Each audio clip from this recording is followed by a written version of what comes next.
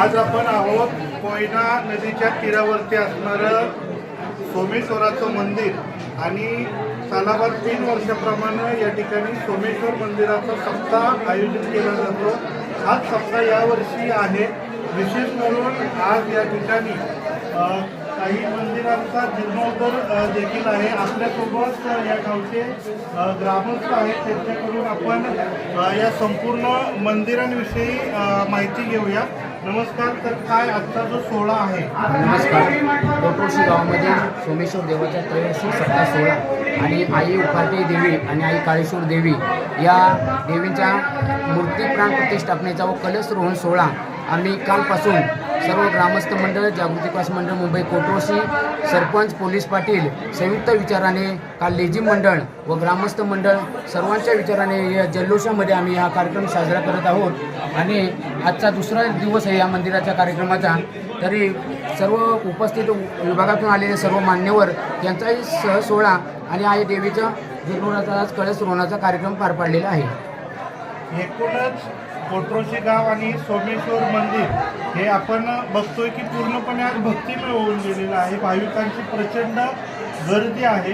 तर एकूण तुम्ही आजच्या या जीर्णोद्धाराच्या निमित्ताने भाविकांना काय संदेश? भाविकांना दरवर्षी 3 वर्षाचा त्रैवार्षिक सप्ताह सोहळा व आई उफारटेंच्या देवीचा जसं पांडुरंगाचं दर्शन घ्यावं तसं या मंदिरामध्ये रात्रीपासून आजपर्यंत अतिशय जल्लोषामध्ये पांडुरंगाच्या दर्शनाला जशी गर्दी होती तशी इथं या दर्शनासाठी गर्दी झालेली भाविक भक्तांची खास मुंबईकरून या सप्ताह सोहळ्यासाठी आलेले तसे पंचकोटीतील सर्व मान्यवर मंडळी या सोहळ्यासाठी आलेले सर्वांचं आम्ही ग्रामस्थांच्या वतीने अभिनंदन केलेलं आहे। नक्कीच, तर आपण बघतोय आज खऱ्या अर्थानं हा परिसर भक्तिमय वातावरणामध्ये पूर्णपणे भारून गेलेला आहे।